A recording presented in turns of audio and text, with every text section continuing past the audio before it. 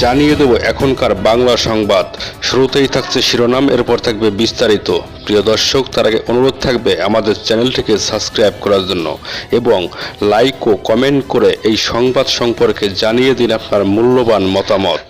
সন্ত্রাস বিরোধী আইনের আওতায় বাংলাদেশ আওয়ামী লীগের যাবতীয় কার্যক্রম নিষিদ্ধ করার সিদ্ধান্ত নিয়েছে অন্তর্বর্তী সরকার। শনিবার রাতে প্রধান উপদেষ্টা ডক্টর মোহাম্মদ ইউনূসের সভাপতিত্বে উপদেষ্টা পরিষদের জরুরি সভায় এই সিদ্ধান্ত হয়। রাজধানীর মিন্টু রোডে প্রধান উপদেষ্টার বাসভবন যমুনায় অনুষ্ঠিত বিশেষ সভা শেষে সংবাদ সম্মেলনে এই সিদ্ধান্ত জানান আইন উপদেষ্টা আসিফ নজরুল। তিনি উপদেষ্টা পরিষদের বিবৃতি পড়ে শোনান। বিবৃতিতে বলা হয়, শনিবার উপদেষ্টা পরিষদের বিশেষ সভায় আন্তর্জাতিক অপরাধ ট্রাইব্যুনাল আইনের সংশোধনী অনুমোদিত হয়েছে।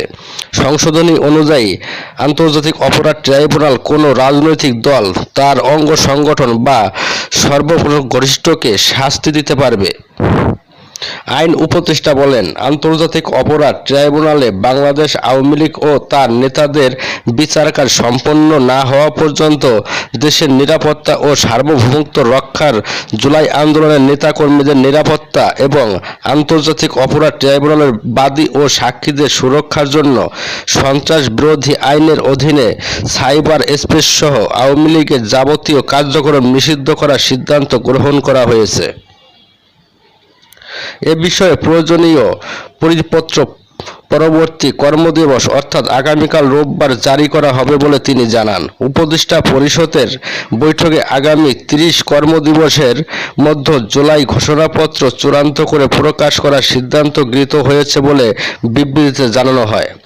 নিষিদ্ধের সিদ্ধান্তে তাৎক্ষণিক প্রতিক্রিয়া জানিয়েছে আওয়ামী লীগ। দলটির ফেসবুক পোস্টে বলা হয়, অবৈধ সরকারের সব সিদ্ধান্তই অবৈধ। বাংলাদেশের মুক্তিকামী মানুষ সব অন্যায়ের জবাব দেবে।